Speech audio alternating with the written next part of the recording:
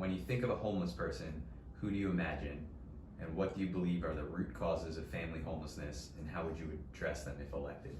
Well, I think for myself and most everyone in New York City, they think of a homeless person, they see a single able-bodied guy with a black hefty trash bag carrying around the few valuable possessions in his life, as he's either going from shelter to shelter, or he's living in the subways or in the parks, or just walking the streets. That's the typical image. So we don't really see homeless families, and occasionally you see this single able-bodied female who's in that similar condition.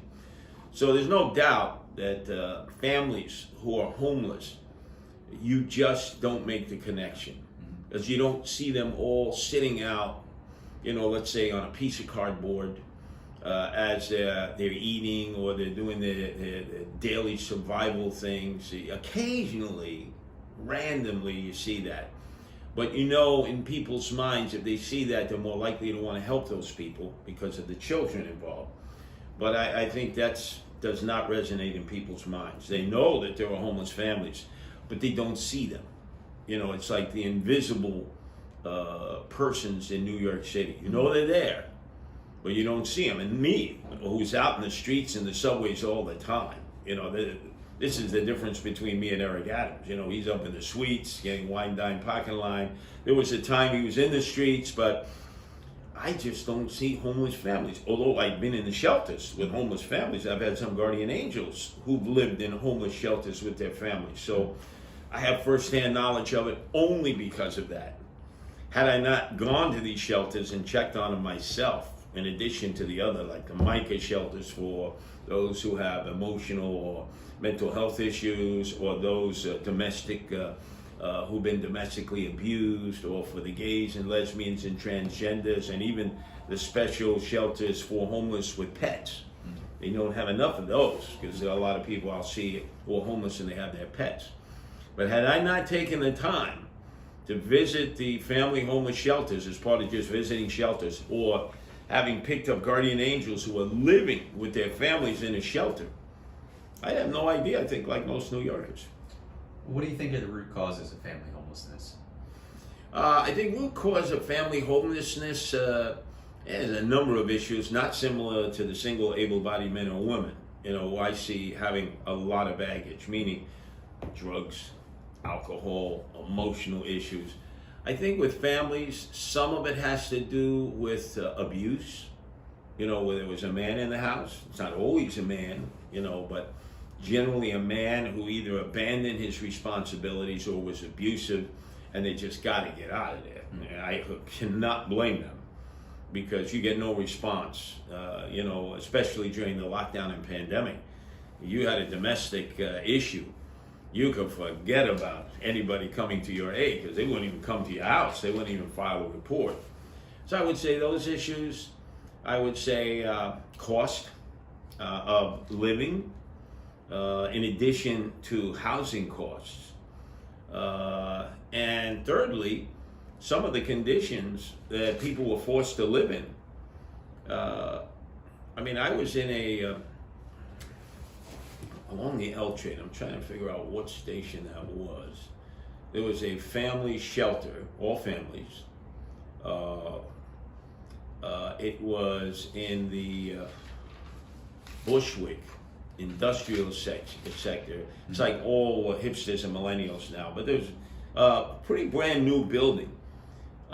And most of the people I talked to there, the housing in the shelter was actually better than the tenements they were coming out of.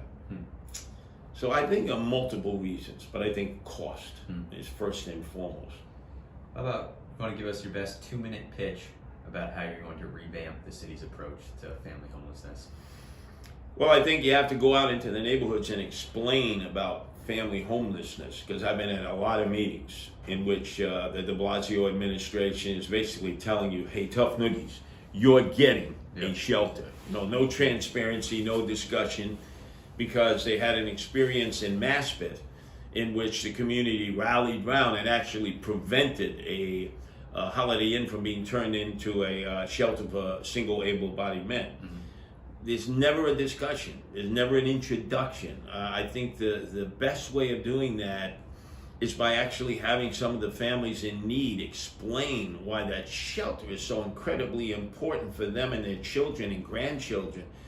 Sometimes I've met in the shelters families that were comprised of foster care. And then all of a sudden somebody got ousted from their house for whatever reason, and they had foster care kids, which were like, wow, that's a really complicated situation. But they had really bonded with their foster care kids. And unless you've been able to see it, you're not going to have any emotion or empathy. So I think you need to have compassion. It's hard to have compassion when you're frightened of people. But you're not going to be frightened of a family, especially when they're able to explain why they're in need of shelter. I think it's easier to understand. There's the baby Jesus, right? You have Joseph, you have Mary. Here's a shelter. They weren't permitted in the inn. Okay, I get it. Family, it's easier. But if it was just Joseph, single able-bodied man, or Mary, single able-bodied woman, like, oh no, God, can't have it here. So I think there's a disconnect. We know it exists. We're never exposed to it. I think the city has done a horrible job of letting neighborhoods understand when they're proposing a family shelter what it involves, and how these mostly women raising these families are going to be involved in the community because their kids are going to be going into nearby schools. They may be part of the apparatus that helps bring a community together, not to be shunned or stereotyped. Another question here. A lot of the city's supportive housing is set aside for single adults, and I saw on your platform, supportive housing is a big part of your housing platform. Do you believe the city should do more with supportive housing and using a housing first model for families? Well, I think we have a phenomenal opportunity now. We have millions of square feet of commercial property that are never going to be used for commercial entities again. You know, reality has to hit us. The one thing that the lockdown and the pandemic taught me and others is that as bad as e-commerce was before, it's like everywhere. So how are we going to return the little mom and pop shops and mid-level sized businesses that have to compete with Amazon, and even the big giants now will all use e-commerce? Walk into any apartment lobby, stacked with boxes. People don't even have to go out, and they get it the same day. Groceries, everything. They could sit on their tuchus all day in front of their computer, never move, and everything's delivered to them. So a lot of commercial space is going to remain empty, especially in these industrial areas. Look at Hudson Yards. Now, the guy who owns that's going to have a heart attack. You still have buildings being constructed now because the monies had already been allocated before the lockdown and pandemic. What are they going to turn that into? Storage, like they turned old factories? I mean, I'm a clutter guy. I have a storage unit because I'm a clutterer, but we got enough storage units. We got to repurpose to housing, and some of that has got to be for families. Now, the question is, do we have the will to do that? Do we have the will to go to the Hudson Yards and say, hey, unless you're going to repurpose that into mausoleums because we're running out of cemetery space, this is an idea. Let's sit down and figure this out. I don't know what the percentage would be, the formulas, 80%, for market value, 20% for porn, but figure it out because you got all this empty space.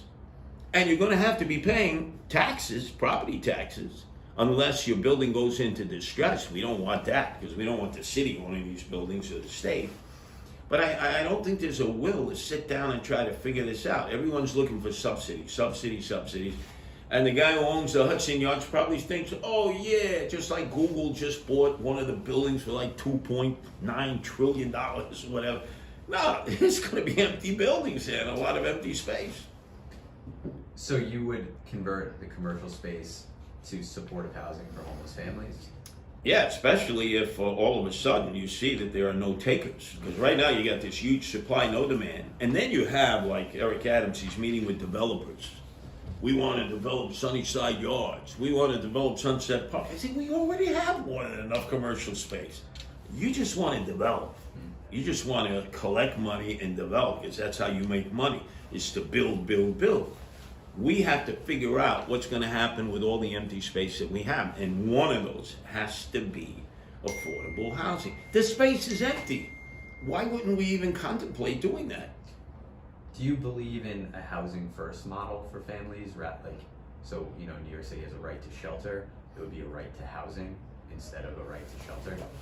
Well, I think the right to shelter has been a problem for us. You know, we're the only city where you have that right to shelter that I'm aware of. And I see people coming in here from all throughout the tri-state area and beyond. So at Penn Station alone, I see legions of men and women coming in. Pennsylvania, New Jersey, Delaware. I've met them coming in from Connecticut. Who can blame them? You know, they get few of any services in some of those communities in their states. But once they're here and they declare themselves to be indigent and without space, under federal court edict, we have to give them space. And it's being abused because nobody is asking them where they're from. You know, they don't have to provide documentation. They don't have to provide identification. And if they happen to be from out of state, we're not saying, well, why are you here? What was the purpose of you coming here?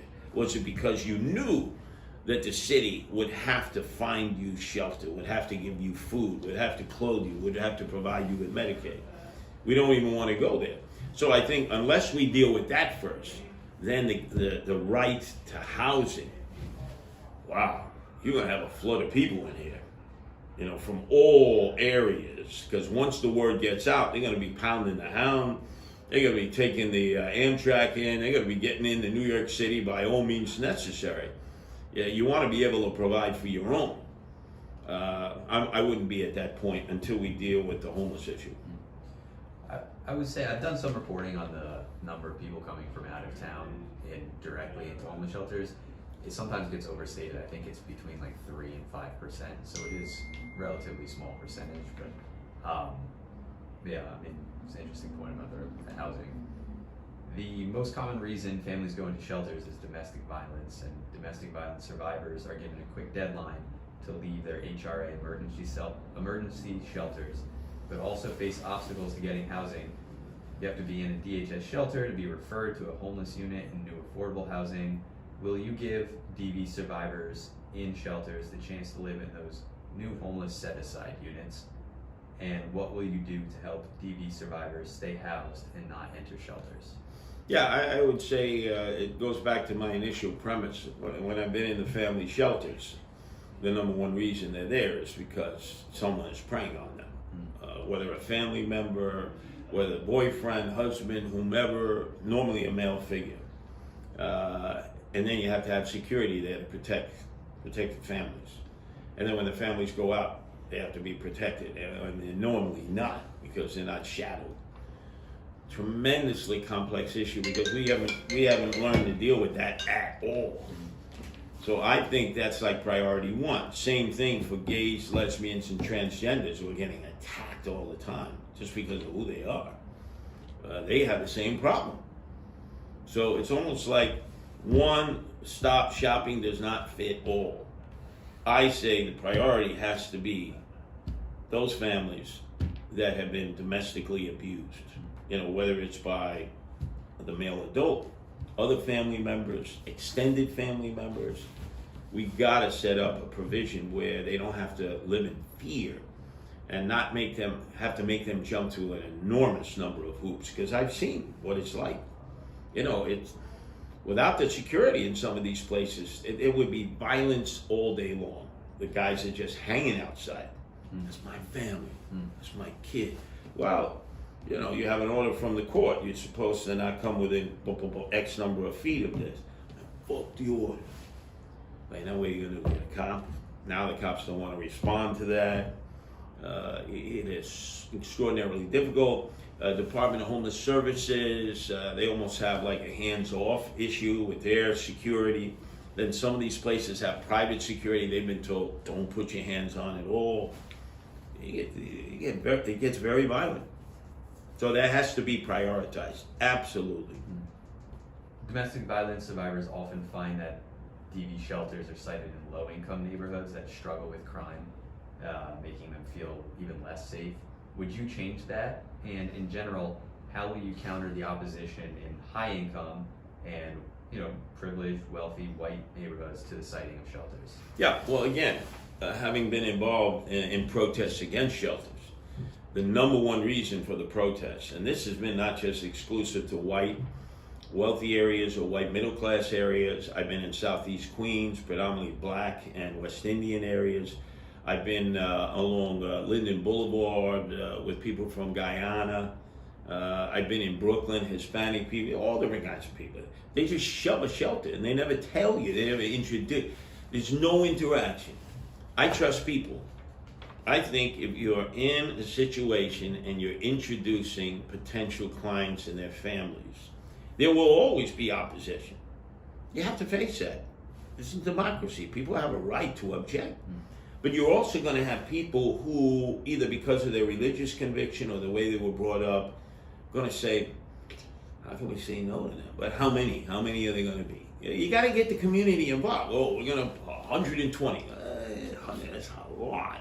It's like a lot of kids, a lot of family. What's the supervision? What's this going to do to the local school system? They never want to get the community involved. It's basically tough noogies.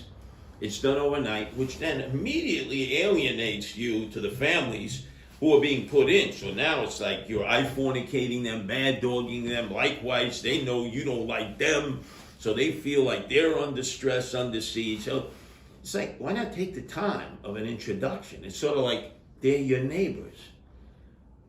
Normally you have a new neighbor. You don't know who it is. You make an introduction. You say, oh, that's a nice person, Oh boy, we're going to have problems with this neighbor. But there's no introductions. And all you have to rely on is stereotypes. So I trust people. I realize there's going to have to be compromise. Government is not going to get its way. That's why, as the alternative, I would try to also offer families an opportunity to go to the countryside. It's going to cost money. Then again, we pay money to have reservoirs. We paid money to have prisoners. That became a part of an industry upstate where they even counted heads as part of their local population. That's why they wanted more prisoners, because they get more federal aid. Boy, that's really bamboozling. But this would be a place for people to live. I think you could convince people, especially if you're willing to pay communities in distress that have no money. And it's not an inner city area, it's not an urban area. You gotta give people an opportunity to get out. What would you do differently to make sure that if people are moving from shelters to permanent housing, that it's safe, that there's no shadiness there, that it's up to code and not just concentrated in neighborhoods? The thing we don't want to deal with shelters, especially for single able-bodied men, single able-bodied women, is how many people are getting out of jail and going right to a shelter. So they'll go home, or where home was, and immediately the person or persons there say, take your bag and get the hell out of here. So now, immediately they go to a shelter. No programs for them, nothing. What do they know what to do? Commit crime, scheming. Now they're in a shelter with other guys who haven't been to prison. Now it becomes almost like a prison, predatory. Survival of the fittest, Darwinian. Limited security, because they've created these rules where DHS people hands off, private security hands off. The cops are no longer involved. They used to have homeless service outreach, which was one of the best departments in the police department. These were men and women who understood the hotels, the shelters, they knew the clients, and that was disbanded when they took $1 billion out of the police budget. I would expand that. I would absolutely expand that, because that was one of the best services provided by the NYP. Never got attention, never got recognition. Really dedicated men and women, because you need that. Without security, we talk about without security, the city cannot fully recover. Without security, homeless families cannot totally recover if they're always living in fear. And that includes single able-bodied men and single able-bodied women, not just families. I mean, the number one factor that they wrestle with is the fear of being preyed on inside the shelter and outside the shelter. Students without secure housing have higher rates of absenteeism, and the pandemic has only made that problem worse. Many shelters aren't equipped with Wi-Fi. There's problems with devices for remote learning. So how are you going to make sure that homeless students aren't falling through the cracks of the education system? That's an incredibly difficult problem. In some school districts, 20% of the children attending those local schools are coming from shelter systems. And I think what you have to have is you have to have campus learning in the shelter. You have to figure it out. You have to build it in the way you would have daycare. You know, we have to reconceptualize when we build a shelter, what is involved in that shelter. Because these children are showing up in a school and everybody knows they're shelter kids. So there's a stigma right away to the ragtag kids, right? Or shelter kids. And they also, many of them have issues and have problems as a result of domestic abuse, other problems, family alcohol, drug problems. I don't know if having them go to, quote, the regular public school system is in their best interest. Now, I don't have any studies on that. It's just gut reaction I have from being out there that we need to create more of like a charter school environment for them, maybe in-house, like Little House on the Prairie, where you don't have like 20 kids in a classroom, because some of these kids are going to have special needs. Although I must say some of the guardian angels that I've had that went to the regular public schools in the areas of their family shelters did incredibly well, a lot better than I thought I could do under those circumstances. And I said, well, how do you do it? Well, you craft out your time, you know, you stay up late at night, it's quieter, you get your lessons done, you know, a friend will give you this, a friend will give you that. I said, but wasn't there a stigma when you went to the local school? Yeah, they knew I lived in a family shelter, so it made it very difficult. You know, people were casting aspersions, making fun of them. You got to protect these kids because it's hard enough to survive. Now, is that going to be costly? Yes. Is it beneficial to the children? I believe so. I believe it'll be a lot better for the kids than them having to go to the local school where they've already been ostracized. They already have a scarlet letter. When there are problems, you know, the first thing they say is a shelter kid. I know what the dean said. It's a shelter. Oh, yeah, Johnny, shelter. There's a problem there. He's a problem. I think a lot of these problems stem that officials haven't really spent a lot of time in shelters. I mean, I've been lucky enough, fortunate enough to have spent a lot of time because of my circumstances. But it's an eye-opener. Even though I have joined communities demonstrating against these shelters who have been shoved down their throats with no transparency. Again, they don't trust people. They think people are barbarians. They have no compassion. They really do. You just gotta let them know. You gotta let them get involved. You gotta break some of these stereotypes. You gotta let them know the property values are not gonna go down. And if there is, we'll deal with it right then. More security, whatever it is. They have no plan. So here's the shelter. Tough noogies.